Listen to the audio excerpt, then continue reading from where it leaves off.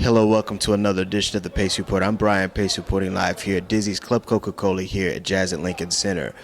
Jazz vocalist Gregory Porter is making waves here in the United States and abroad with his Motema Records release, Water. What's very interesting about this brother is, one, he's one of only a handful of male vocalist right now that's really carrying the tradition of jazz, but he's also bringing a scope of contemporary R&B and soul to the whole entire mix. Tonight here at Dizzy's, he's going to be performing selections off his debut CD. So I want you to sit back, relax, and enjoy the sounds of vocalist Gregory Porter. Listen and gather round me,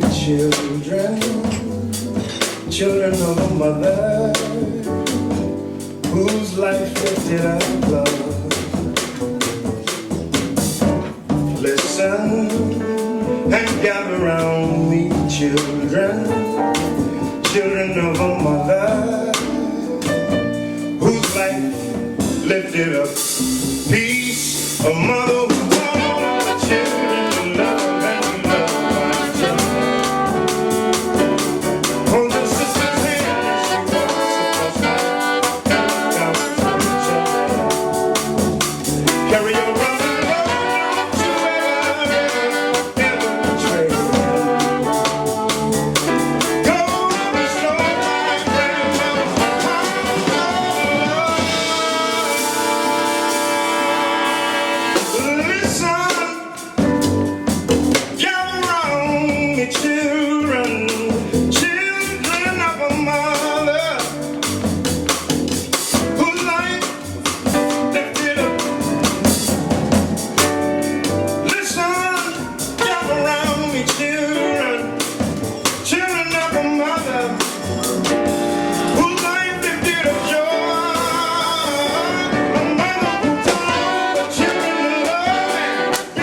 Water.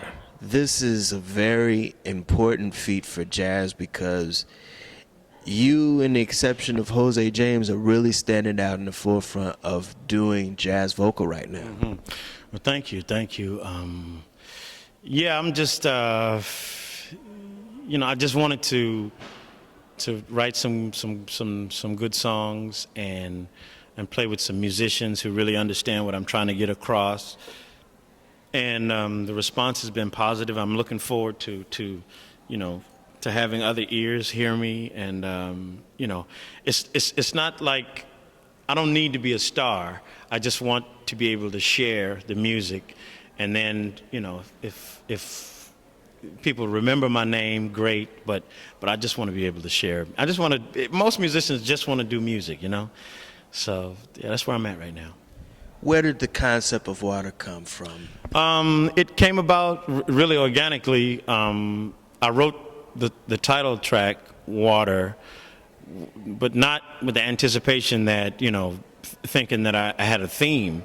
But it kept coming up in some of the songs, in Skylark, and it came up in the tune Wisdom, and on and on. The theme of water, the redemption, the cleansing, the renewing, the growth of water finds itself in many of the themes throughout the tracks on the album.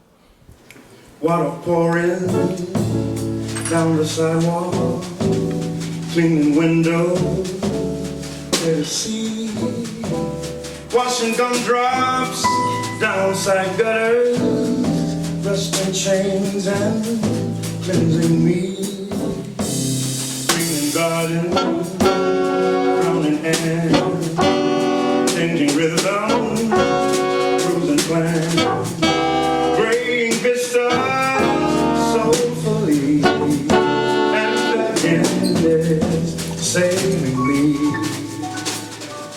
Ooh, ooh. Wash me, wash me, wash me. Let me rest in you. Let me flow. Let me flow away to glory. Save me, save me, save me.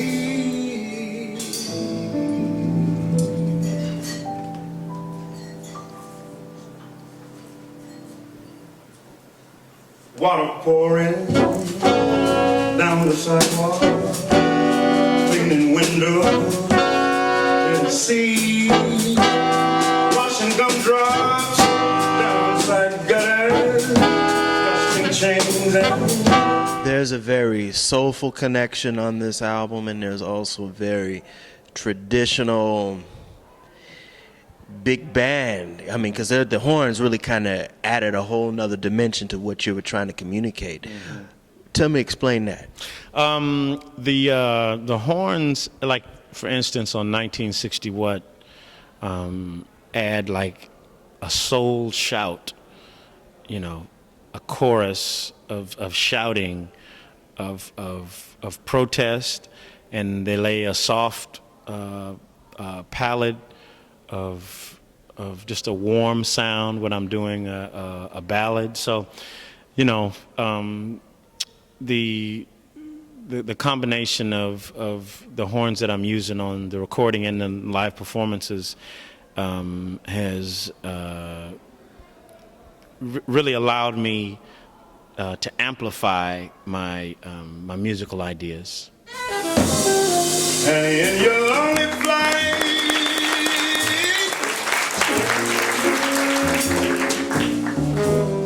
haven't you heard the music in the night?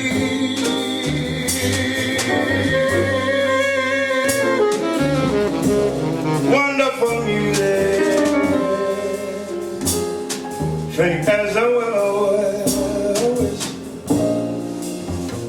crazy as a loon, says a gypsy serenading the moon. Sky low,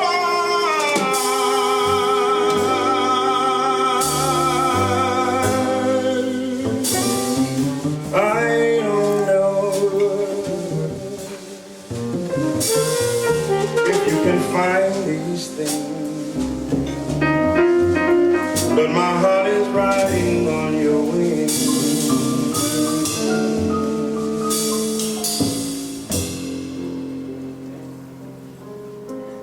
So if you see him,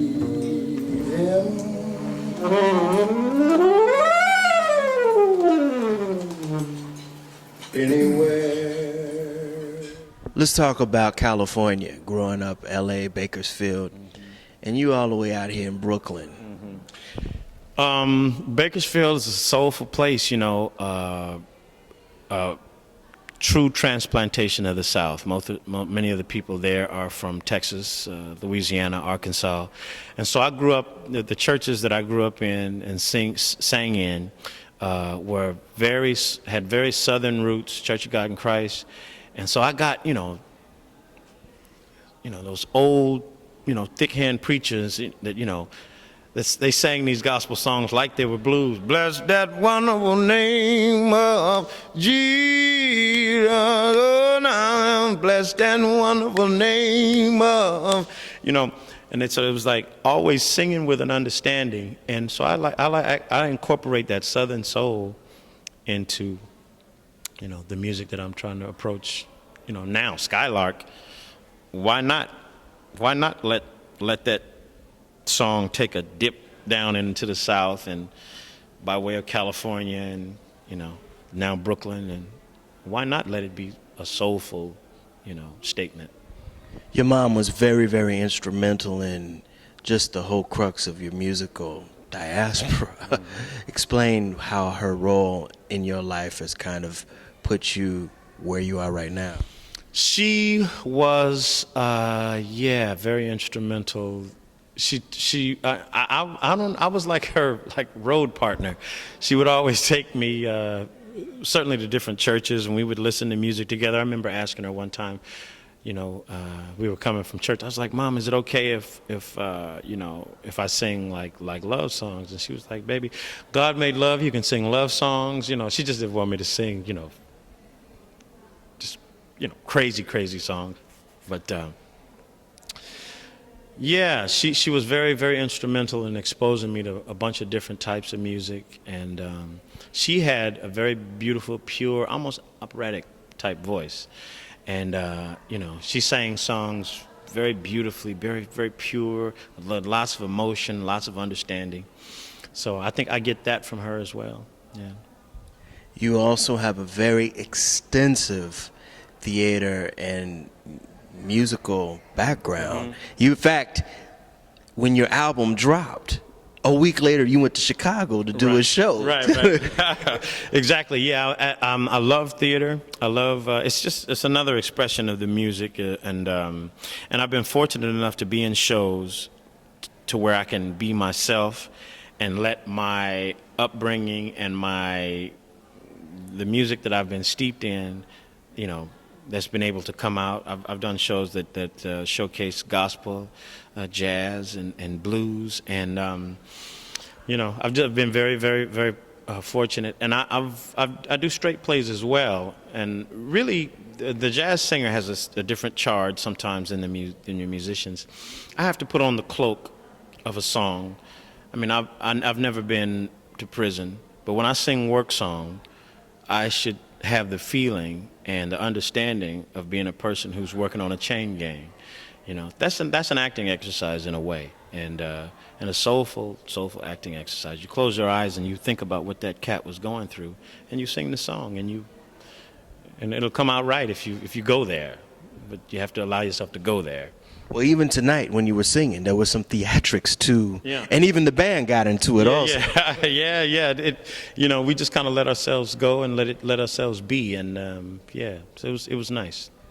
Musically, where do you want to go next? Because this was the debut of Gregory Porter, but they always say in the business, the second CD or the second album is the sophomore jinx. Yeah, I want to to continue with my writing. That's important to me, is allowing my statement to get out, and so I'm gonna continue to write. And there's some soulful things that have already been written that I can step right into. So I'm looking forward to the second album and sharing the music with people. So, yeah. That'll do it again for another edition of the Pace Report. I'm Brian Pace, reporting live here at Dizzy's Club Coca-Cola here at Jazz at Lincoln Center.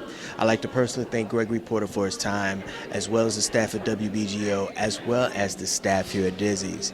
As always, please visit my website, www.thepacereport.com, for my weekly column as well as my past segments. Until next time, remember, if it's in the groove, it'll make you move. Peace. Water pouring down the sidewalk, cleaning windows, let us see, washing gumdrops down side gutters, rusting chains and cleansing me, green gardens, drowning air, changing rhythm, cruising plan, graying vistas soulfully, and the end is saving me. Ooh,